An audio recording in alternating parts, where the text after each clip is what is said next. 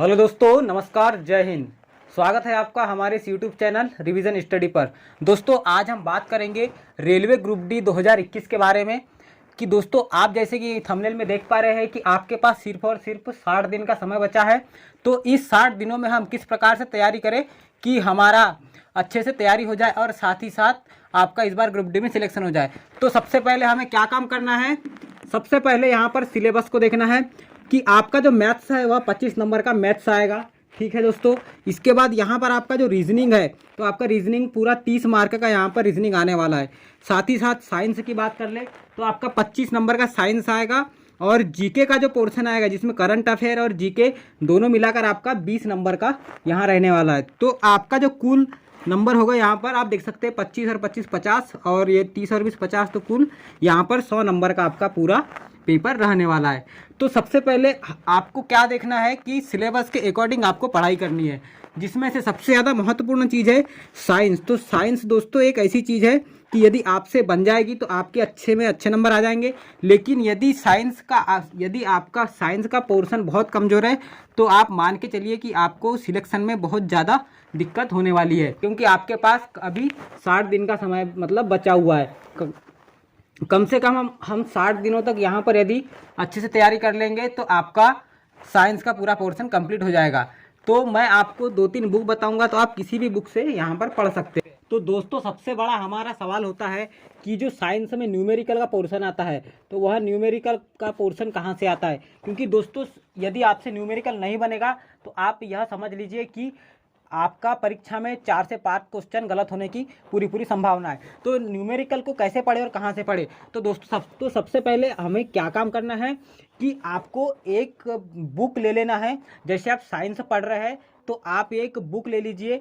तो जो best book है साइंस की वह मेरे हिसाब से स्पीडी होती है। तो दोस्तों, सबसे पहले हमें जो प्रीवियस पेपर है तो सबसे पहला हमारा काम यही होना चाहिए कि जो प्रीवियस ईयर में जो क्वेश्चन पूछा गया है तो आप देखेंगे कि किस टॉपिक से क्वेश्चन न्यूमेरिकल आ रहा है और किस लेवल का क्वेश्चन आ रहा है, तो आपको पता चलेगा।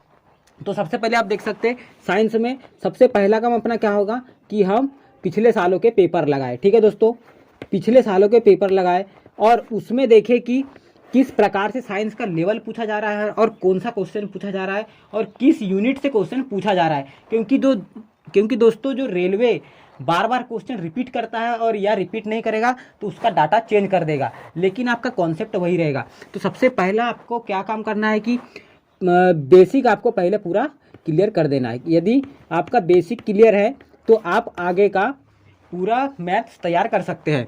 अब उसके बाद यदि आपके पास बेसिक पूरा एक बार सब क्लियर हो गया और तो आप अपनी जो नोट्स बनाए हैं तो वहाँ आप नोट्स उठाइए और उस नोट्स में आप उसका पहले रिवीजन कीजिए।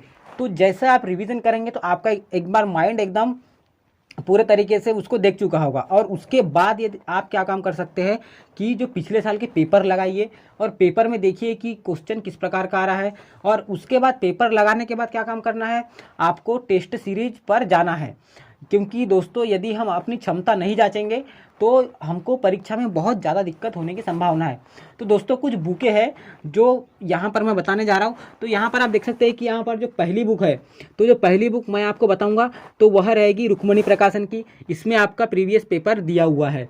और सेकेंड बुक जैसे कि आप यहाँ पर देख पा रहे हैं साइंस के लिए स्पीडी रेलवे की बहुत अच्छी बुक है। इसमें बहुत सारा साइंस का एक नंबर क्वेश्चन दिया हुआ है, तो आप इसे भी हल कर सकते हैं। इसके बाद जो थर्ड हम बात करेंगे, यदि मैथ्स के लिए बात करेंगे तो मैथ्स में रुक्मणी प्रकाशन का नंबर 1 बुक है, जिसमें पिछले साल के क्वेश्चन के साथ जो उनका हल दिया हुआ है।